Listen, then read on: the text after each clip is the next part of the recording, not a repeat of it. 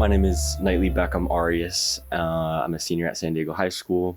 I'm 17, and what I'm most excited for today is just having this opportunity. Pretty much, Awesome. I was really excited to sign up, and now actually being here is a little nerve-wracking, but I'm excited. It is. It's also just like, all the lights and stuff for a little bit to get used to.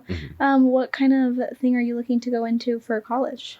I'm looking to go into public policy, maybe the political realm, but I definitely just want to have that community engagement within my career. I always love working with people and especially youth, which I'm really passionate about. And I think like there needs to be more youth in the public policy space, of course. Yeah. So I think that's really necessary. Yeah. Was there anything that like piqued your interest in that?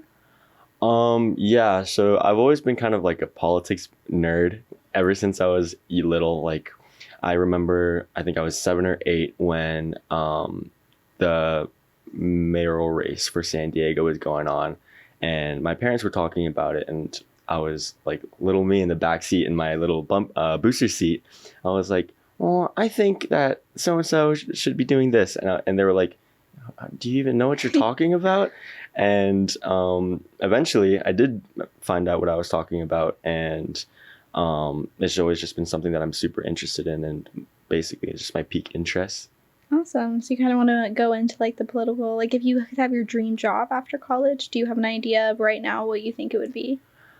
I think right after college, I do want to run for office. Awesome. Yeah. That's so exciting. Yeah, definitely local office here in San Diego. I was born and raised here. So like having that opportunity and really being that face in my community would be so great.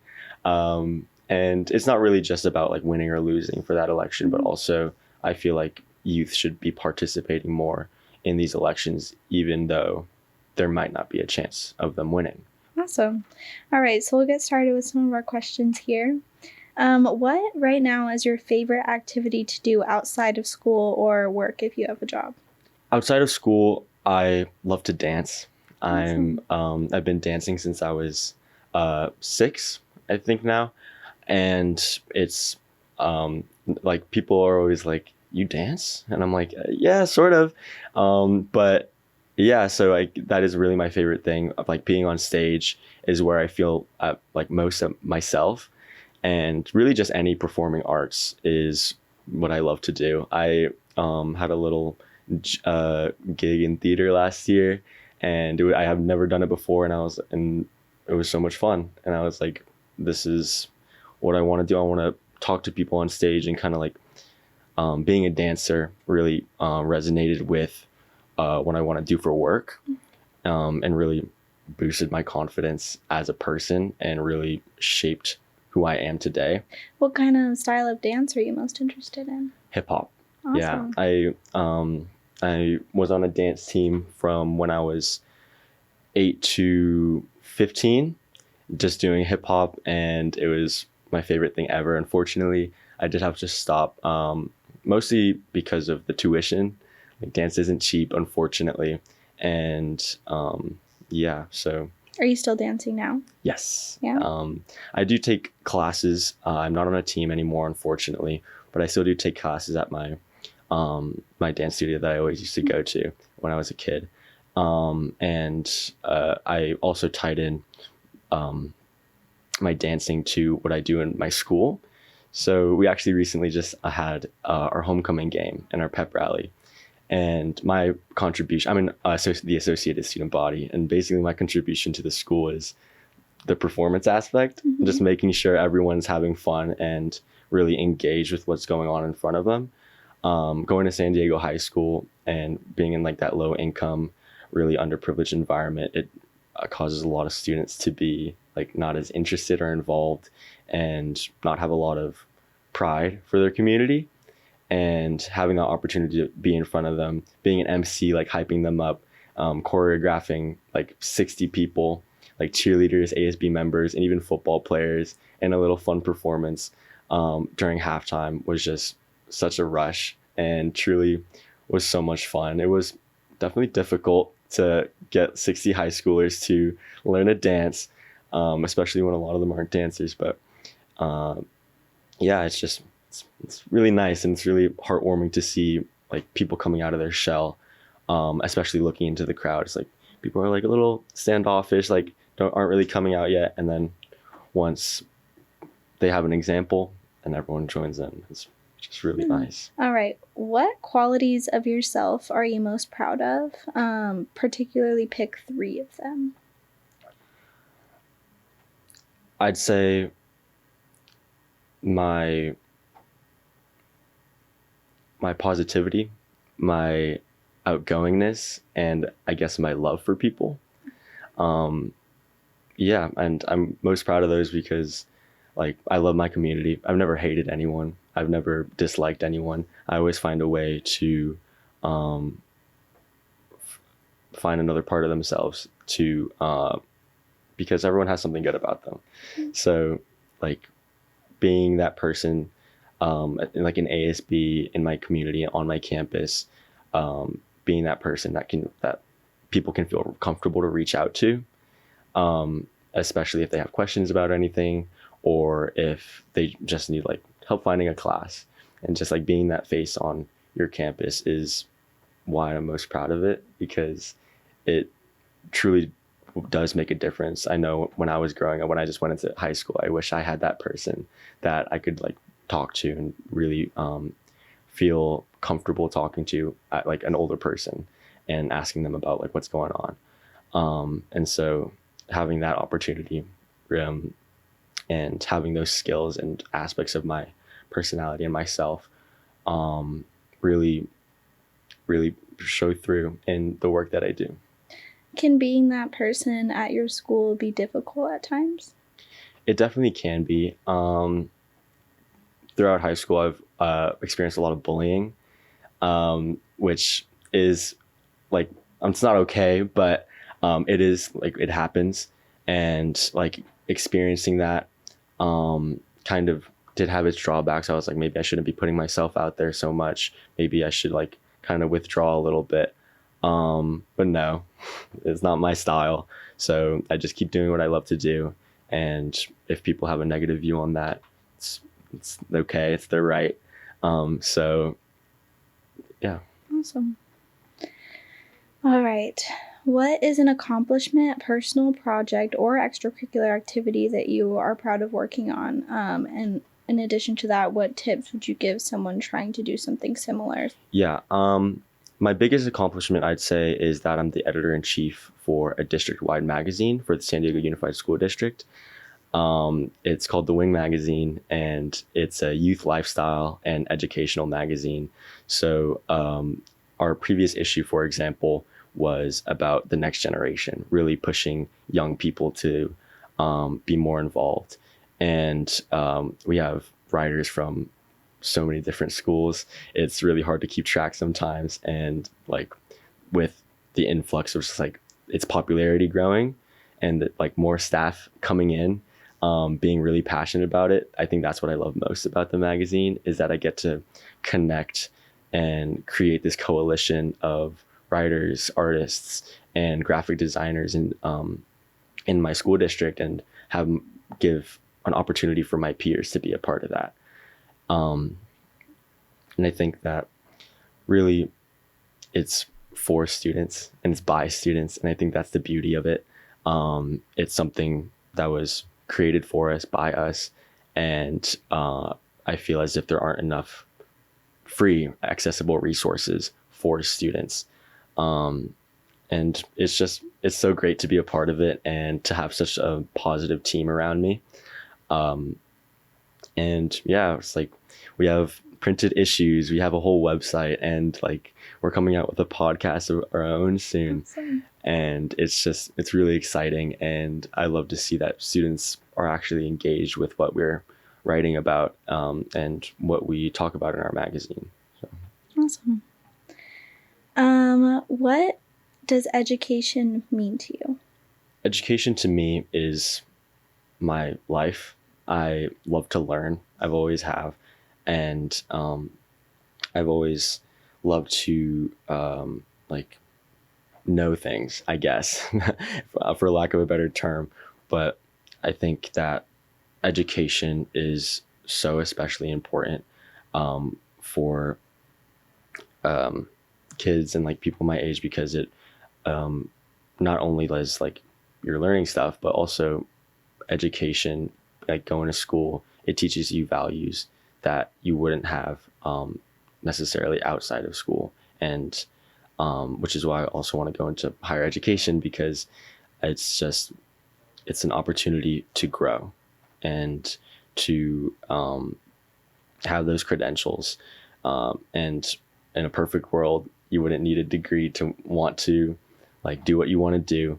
But I think that it really does inspire a lot of people.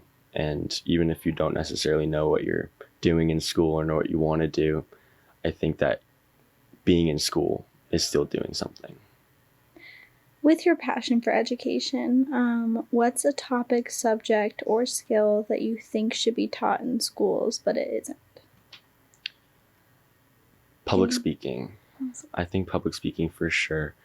Like obviously there are like, oh, you do projects in front of your class, and there are like opportunities for you to public speak when you're growing up in school, obviously. But I think that it isn't really targeted enough, and isn't really like seen as a like something that kids really need.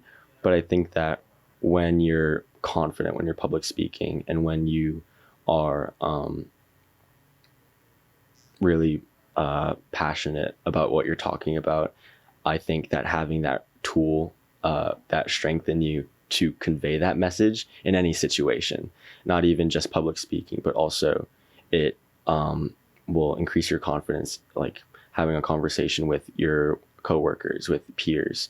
And it really does make your words that much more impactful when you have that strength behind them, and when you have that confidence behind them that you would gain from having that skill of public speaking. Tell me about someone who has left an impact on you, and explain that impact a little bit. It's not like a public figure, but my therapist, I think was the biggest rock in my life when I was at a really low point. And this was when there was some issues with my family, and it was recommended by my doctor that I go see a therapist. And my parents were always like therapy, like you're not getting your head shrunk, that's not happening. But then when they like finally let me go, they noticed this change in myself where I was just way happier and way more passionate and about what I did. And even when I have commitments and I'm not feeling it, and I'm feeling really bad about like what's going on in my life, I always do try to pull through. But it doesn't have that same feeling when you're having it's like a runner's high, and it's like you feel better about doing it when you feel good about your life. And what my therapist showed me was that like just to really just push through. Nothing lasts forever. And to really notice how my emotions and my feelings are affecting my actions, and to make those connections, and to really utilize that tool of managing your emotions. Because I think in all aspects of life, even if you don't need a therapist, or you don't necessarily want to go to therapy, I think that learning that managing your emotions and managing your mental health will do you wonders in the long run. How would you describe your relationship with your mom now? Like we're friends. I could never say that about my mom ever before our growth. And I always, like, my mom was always just like this like scary figure in my life that I didn't necessarily love or appreciate as one does with their mom. But now it's just like I finally realized a love for my mom, and I finally had that growth with her where we can be vulnerable with one another, because of the things that we learned in therapy together. And I think that especially not only should teenagers or kids going through like similar stuff with their parents, I think that it's always going to be a two-way street. So like never feel like it's your fault for anything. And but really try to look at both sides of the story in any situation, because like knowing that will and having that sympathy or empathy for that person that you might not necessarily like or love can make that much of a difference, because we're people. We get mad, we get angry, we do stupid stuff sometimes, and say stuff that we necessarily don't mean. But I think that you got to work through it, and it's always got to be a two-way street, because it won't work if both parties are not into it and are not working together. And me and my mom working together during that stage really it pushed us that much more. And I wish it happened a little sooner, obviously, but like I said, it's a learning experience, and I think is also one of the most formative aspects of my life. Is there a cause or a social issue that you're passionate about, and why is it important to you? So I've been really involved in the gun violence prevention, like advocacy work since I was a freshman in high school. I think it was the Uvalde shooting that really mobilized me to really work for that issue. And like other issues I'm passionate about, but this is the one that I work on and that I really focus on, because not even with school shootings and gun violence prevention laws, which is something that I've helped co-write and helped pass into the law now. And it's such a cool thing to say. It's like a bill that I helped write is like in the law. But yeah, so it's really just about safety and doing these events and showing my community leaders about how passionate the youth are, especially about this issue, because we are the ones that are most impacted. What advice would you give to someone who wants to make a positive impact on their community? I would say, this is a little funny, but go on Instagram. There are so many resources. Like literally you find one account, like Triple V maybe, and then you find this whole olive branch of other things that you can do and other opportunities that you can look into. And then those olive branches turn into keep growing. And until you find the one for you, or I guess the multiple opportunities for you, then I think that's what you should be doing. I think you should just literally go on Instagram, scroll a little bit, like, oh, this is a cool thing I should sign up for. Check their bio for the link, and then you're there. So I love that. Is that how you found us? It is actually, yeah. Awesome. What do you think is something about you that may get left out of standard applications? I think that my artistic expression and my creativity won't be as highly reflected in my application, unfortunately. But I think there should be more opportunities for that as part of college applications, like a specific part for like arts, because it's like obviously not everyone's into the arts or stuff like that. But I think that like if you aren't necessarily wanting to apply for a major in the arts and you want to go into humanities or STEM, but you still want to talk about that stuff because it's like prevalent to you and it has that impact on you, I think you should be able to. And it shouldn't like necessarily have to connect to what you want to major in. Yeah. What would you say to a student who will be doing their storyteller interview? Any advice, anything that you would want to say after having gone through this experience? I'd say be confident with yourself, be confident in your answers. It really is just a conversation, and it's hard to answer that question, tell me about yourself. But I think that once you're really starting to do it, and once you feel comfortable talking about yourself and talking about like your experiences as a person, I think that it just opens up that much more. And just at the end of the day, it'll be okay, and it's something you grow from. Hey YouTube, if you enjoyed this person's story, don't forget to subscribe below to hear more from our inspiring youth.